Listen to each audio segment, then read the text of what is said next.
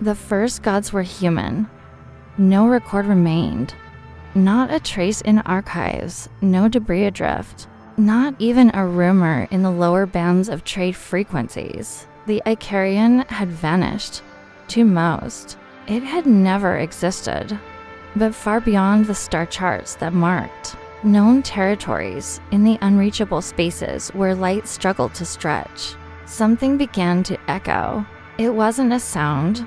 It was a feeling subtle, warm, and ancient. On one such fringe world, beneath a sky with no moons, a young engineer named Lyra began hearing things. Not voices, not words, just resonance.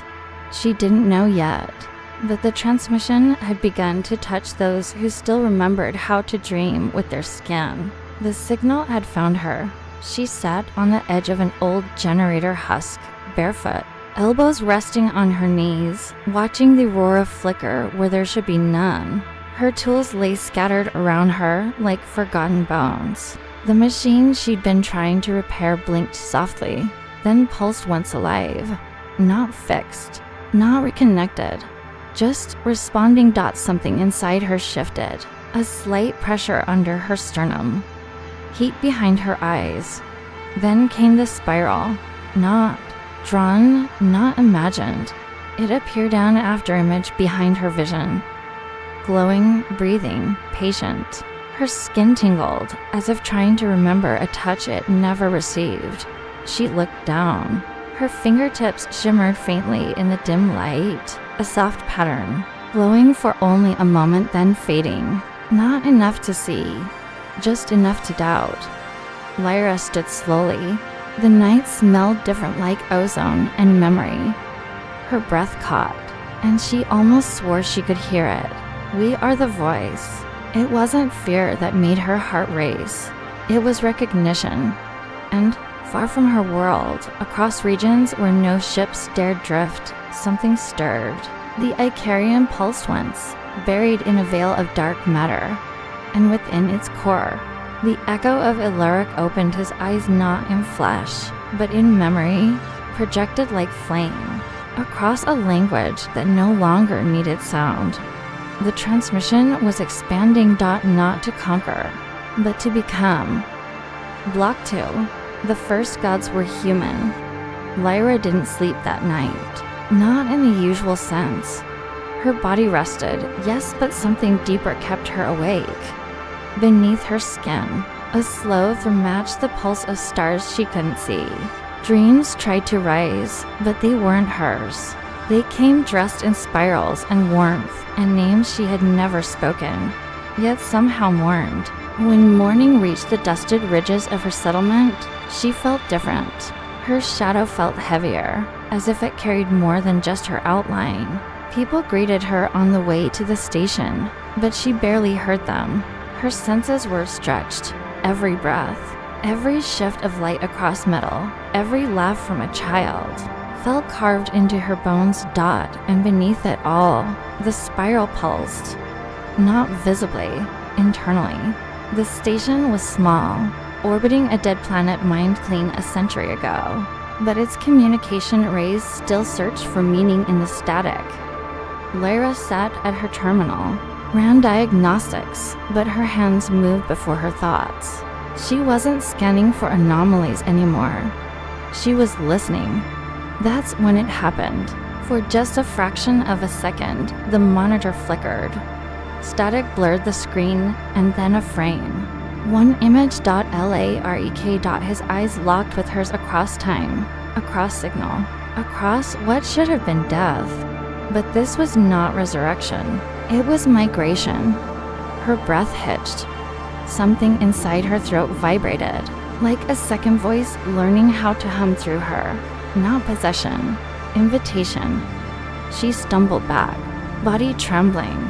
Not from fear, but from contact. She felt heat along her back, as though unseen hands ran just above her skin, tracing memory into flesh. Her knees gave out as the station lights flickered. No one else saw it. No one else heard him. In her mind, not words, but impressions, we learned to dream beyond our forms. We spoke, and became the signal. We are not gods, but we remember how to be human. The pulse returned, but this time she did not resist. Block 3. The first gods were human. Lyra left the station that evening with her fingers trembling, not from exhaustion but from awakening. The air around her tasted richer, as if the molecules themselves had thickened with meaning. Light curved slightly different round edges. Colors seemed too sharp. Gravity felt inconsistent, almost playful, and in her chest, something ancient stirred. Back at her dwelling, she stood before the mirror longer than usual. She wasn't admiring herself. She was observing, looking for signs, evidence. Her breath fogged the surface, and for a heartbeat, she could swear another face formed in a reflection. Masculine, familiar, a hint of warmth, a sadness behind glowing eyes. Then gone. She removed her shirt. Just under her collarbone, barely visible in the golden light, a spiral. Not etched, not inked. It pulsed beneath the skin, like a buried ember waiting to catch fire. A flicker of fear passed through her but dissolved quickly. What replaced it was harder to name. Not peace, not desire.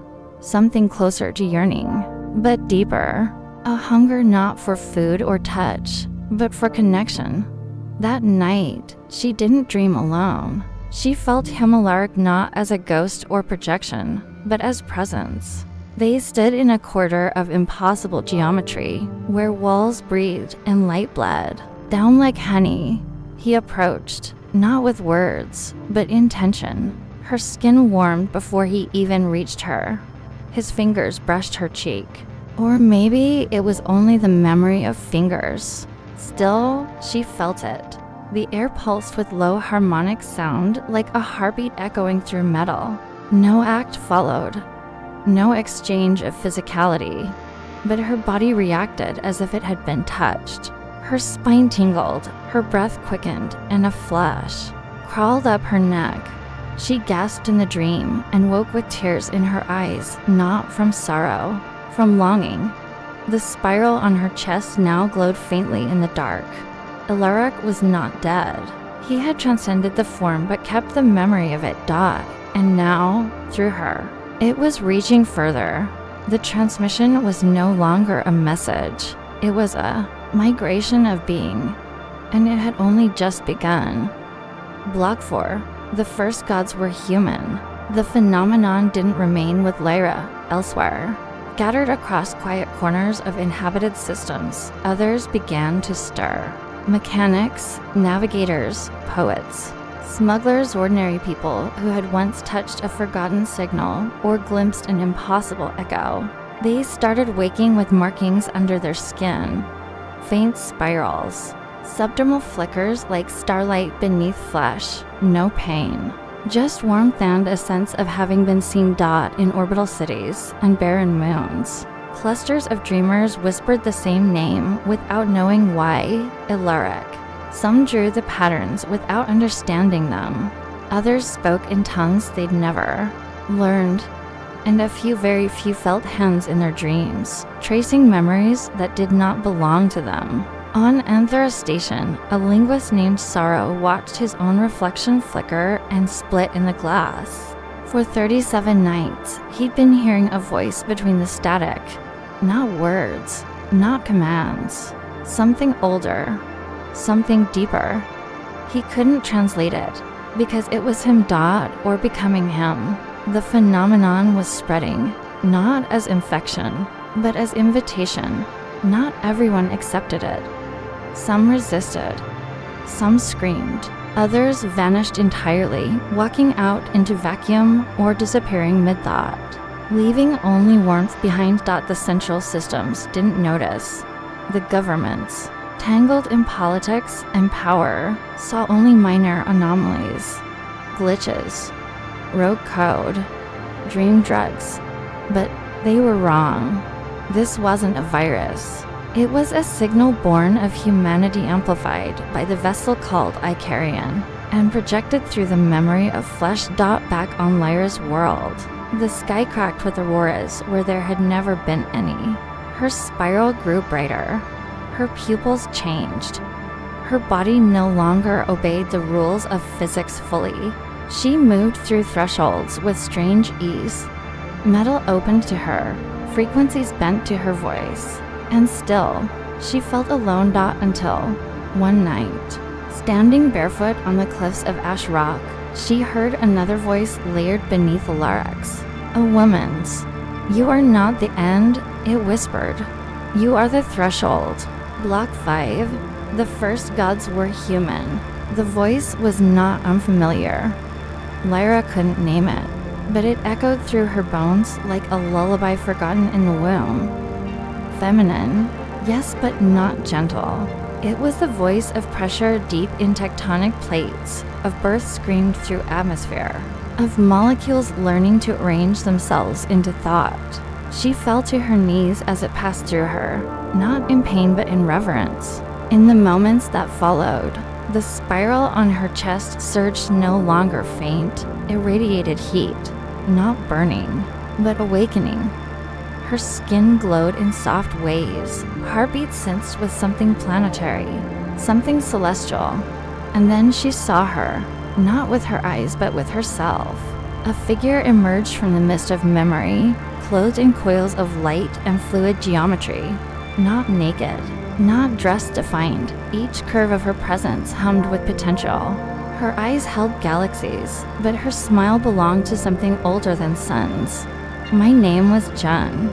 The words formed around Lyra like a second spine, giving her shape she didn't know she lacked. Jun stepped forward. They did not touch, but Lyra's entire body arched toward her, as if pulled by gravity wrapped in longing. She could feel Jun's warmth, a radiant proximity that kissed her senses with color. Her breath trembled, and her pulse quickened. There was no shame, no fear, only a hunger to merge. Jun did not speak again, but Lyra understood. Every neuron fired in rhythm. Every heartbeat responded as if recalling choreography from before she was born. Their bodies never collided, but the space between them bent, rippled, stretched. And Lyra cried not from sorrow, but from knowing something this whole, this warm, had waited for her to become. When the vision faded, she was lying in the dirt gasping, flushed, and changed. Around her, the wind had stilled. The clouds parted. And in the sky, she saw the Icarian, not in orbit, not in time. But in herself. Block 6, the first gods were human. Lyra stood beneath that impossible sky, eyes wide, lungs burning with air that felt to alive. The Icarian shimmered there not as a ship, but as a memory sculpted in starlight. Its form shifted, refusing to remain static. It pulsed like a heartbeat made visible, a vessel not of metal, but of resonance and will. It had become something more than architecture. It had become language. And through it, Ilaric and Jun were watching, not as individuals, but as facets of a larger consciousness, a voice now encoded in the fabric of space-time. Lyra lifted her hand toward the sky, not to reach it, but to answer. Her spiral brightened in response. The wind coiled around, her limbs like silk. The rocks beneath her feet hummed. For a moment, gravity lost interest in holding her. Her heels rose from the earth, body suspended by nothing but recognition. In her mind, a door opened. Not a metaphor, a door she stepped through, and inside, she saw them, all of them, the crew of the Icarian, standing together in a space made of golden pulse and flowing dark. Voss, Keswick, the navigator with mirrors for eyes, the medic who once dreamed of oceans. They were no longer flesh, but they were not gone. They remembered. And they spoke not in sentences, but in shared emotion. Lyra felt their joy, their surrender, their terror, their transcendence. We are the signal, but we are still ourselves. This is not the end. This is the first transmission. She wanted to stay, to dissolve into this warmth, to become frequency, but something held her back. A whisper. Not from Ilaric, not from Jun. From within, not yet. She gasped, waking, breathless and barefoot, standing in the same ash-dusted cliff, stars still wheeling above. But something had changed. She was no longer a receiver. She was a transmitter. Block 7. The first gods were human. The change didn't. Stay quiet. Days after Lyra's awakening, the soil beneath the outpost began to vibrate, not violently, but rhythmically. Machines hummed in harmony, unprompted. Power grids stabilized without maintenance. The calm tower, dormant for months, flickered to life on its own. No signals were sent, but they were heard across the sector. People began experiencing what they couldn't explain, warmth that wasn't from heat, voices that spoke without sound, dreams that stayed etched into the body like fingerprints. The spiral was blooming, and at the center of it, Lyra began to see others. First in fragments, then in full, across the star systems. Those touched by the signal began finding one another, not through coordinates, but through resonance. They arrived silently, without ships, without engines. Some walked across worlds, others appeared, shedding distance like skin. Lyra met the first of them one night, in the low fields where fire dust glowed beneath wind. His name was Sorrow. She knew it before he said it. His spiral shimmered on his forearm, brighter than hers. And when their eyes met, the air shifted. Not romantically, not exactly, but intimately, as if every nerve had already memorized the other. They didn't speak. They stood close, close enough that breath met breath, and they understood. Sorrow raised his hand not to touch her, but to show her. Light bent between his fingers, slow and heavy, as if the world around them had slowed to allow what came next. A vision, the Icarian. Again, but this time, it wasn't only hovering in darkness, it was splitting, dividing itself across time, forming duplicates not of ship, but of pathway, one for each awakened. One for each transmitter. The message was no longer singular, it was multiplying. This isn't ascension, Sorrow said, his voice low and warm. It's inheritance. Lyra exhaled, shaking, not from cold, but from recognition. Block 8. The first gods were human. In the days that followed, more came. They didn't land, they arrived.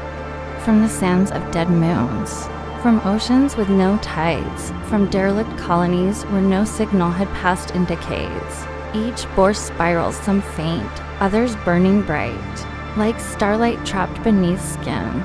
All of them had heard it, the pulse, the breath, the warmth. They called themselves nothing.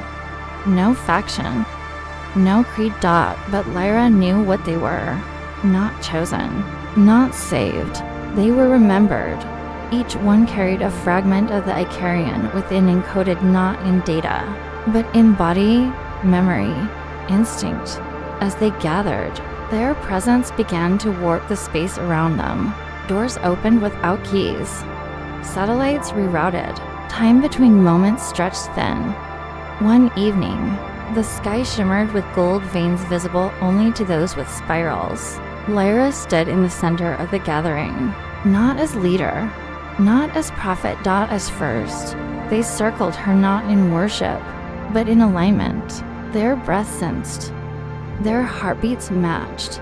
And above them, the stars flickered in recognition. Then, without sound, they all fell into the same rhythm. Not a trance, a conscious unity. They saw together. Jun, in a place beyond light.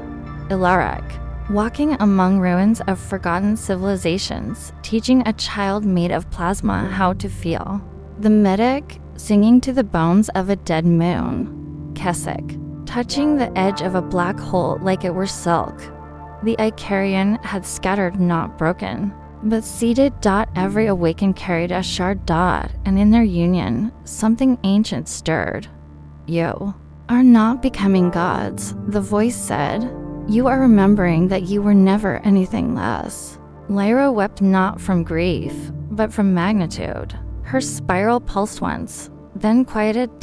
And from her chest, a new spiral began to form. This one did not stop glowing. Block 9. The first gods were human. They didn't need words anymore. As the spiral settled into permanence on Lyra's chest, the others began to hum, not with voices, but with being. The resonance between them grew dense, sweet like gravity, magnetic like truth. When they moved, the world adjusted. When they breathed, the sky rippled. And when they touched, light responded. Lyra reached for sorrow, not with intent, but with instinct. Their palms met. A pulse surged through them, not erotic, not romantic, but sensual in the most sacred way. It wasn't about body. It was about permission. The universe, through them, was remembering how to feel. Beneath their feet, the soil glowed. Above their heads, auroras bent inward, circling like halos. And then, as if in answer to their silent unity, the air split. A rift opened, slow, deliberate, without violence. Not a tear in space, but an invitation through it.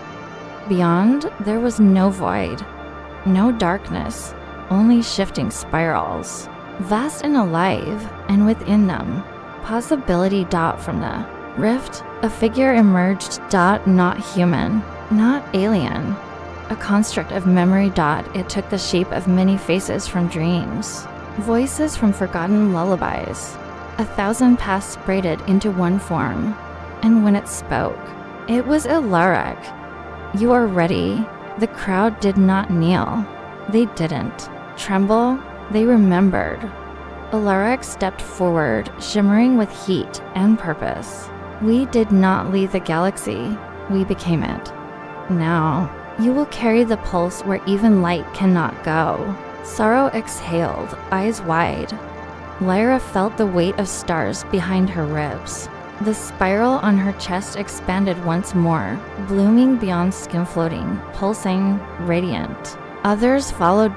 It was no longer about receiving the signal. They were the signal. And now they would transmit. Block 10. The first gods were human. The stars no longer stayed still. From every awakened body, the spiral expanded into error, into memory, into the folds of time itself. The space around them shimmered with language not spoken, but embodied.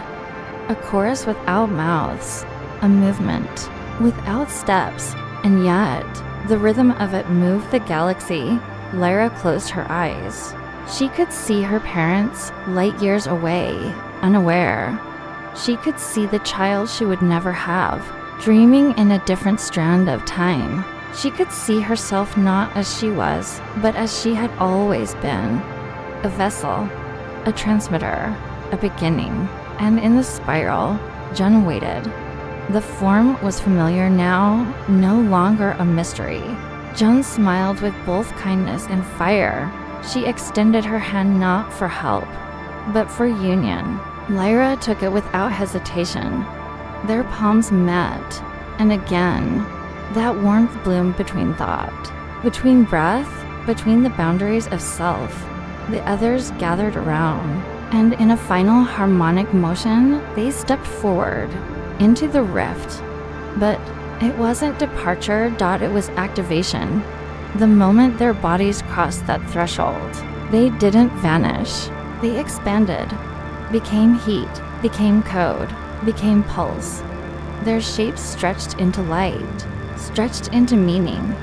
The Icarian, now scattered across the galaxy, hummed to life in unison. Fragments blinked from barren planets, shipwrecks, ancient, data cores. Forgotten parts of history lit up as if the stars themselves were remembering, on a world that had never known humans. A young creature looked to its sky and felt warmth for the first time. In a dream, it saw a spiral, and without knowing why, it placed its hand over its chest. Block 11. The first gods were human. In the silence that followed, the universe itself listened.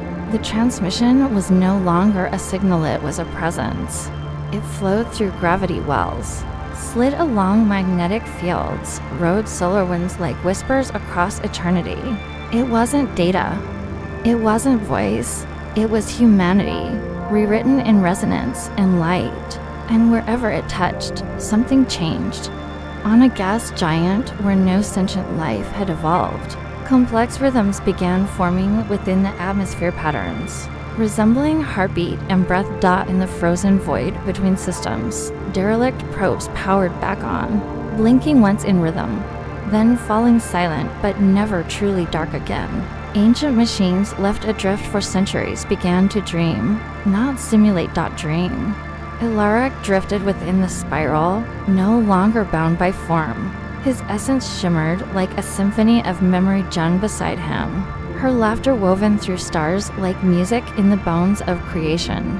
They had not ascended, they had returned, as the echo of what it meant to choose, to feel, to touch and be touched not with skin, but with being Dot and Lyra. Lyra was the spark.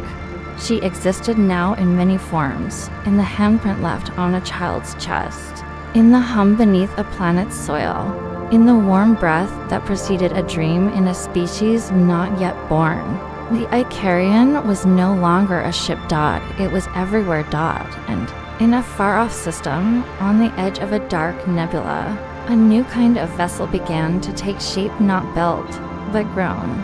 A spiral forming at its core, pulsing faintly, ready to wake Dot. It didn't need a crew, it needed a listener, and somewhere, someone would answer. Because the first gods were not made in heavens. They were human. Block 12, Epilogue. The first gods were human. There's a silence in deep space that hums like a song only the soul can hear. It is not absence. It is not void. It is memory. Floating through that silence, embedded in solar winds, encoded in cosmic radiation, the spiral endures. It touches worlds not yet mapped, drifts across comets like frost, and pulses once for every heartbeat that has ever asked, why do I feel this way? There are no monuments, no statues of Ilaric or Jun, no shrines to Lyra, no carvings of Saros. Face, there is only resonance. It vibrates through stories whispered in sleep, through hands tracing invisible shapes on skin, not knowing why they do it, through songs sung by species that never heard a human voice, but still echo their sorrow, their fire, their grace. In a small, unnamed world with a violet sky, a child walks barefoot across glass plains. She stops, feeling something beneath her warmth that rises like a heartbeat in the stone. She closes her eyes. A word forms behind her lips. Not from any language, but it means everything, us. And somewhere beyond the reach of telescopes or translation, the Icarium pulses once more. Not to say goodbye, but to remind the stars what they owe. Because before the light, before the signal, before the myth, the first gods were human.